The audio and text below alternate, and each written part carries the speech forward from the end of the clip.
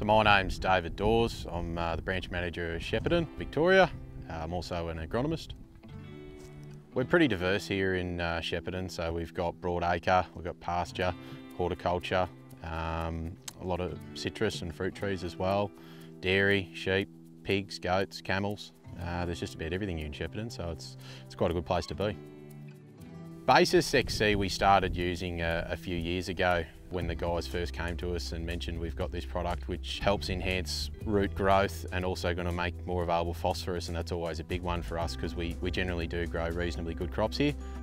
The product itself is a byproduct of a microbial manufacturing system containing highly diverse and highly concentrated biochemistry. For us, trying to increase more available phosphorus, because a lot of the synthetics that we're putting out, there's only a limited amount of that available in the first year. So Basis is a good product that we treat the fertiliser with, and getting more availability of the plant and getting better yields and certainly better crops. It increases that available phosphorus in the life cycle.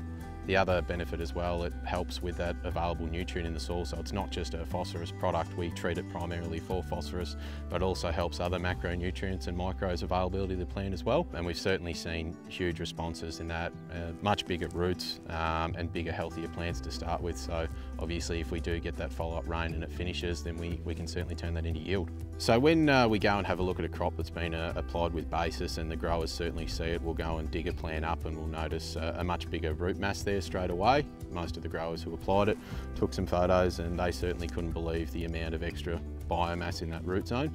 And certainly the plants themselves, it seems like they kick out of the ground a little bit quicker. In both aspects, you're getting early vigour out of the ground and certainly a healthier system underneath, so if it does come into stress, that plant's going to be able to handle that a little bit better. I think with Basis you've got to keep an open mind, and it's not going to be a lot of guys go and say if we can't get a huge return on a product we're not going to do, but Basis isn't something that's going to give you a $100, $200, $300 a hectare return. It's going to give you a 3 to 1, 4 to 1, maybe in some instances 5 to 1 return. A lot of croppers now do a really good job, and there's no point trying to aim for really big yield responses now. It's just tweaking what you're doing. I use Basis on my own crops, and I've been using it for a few years now.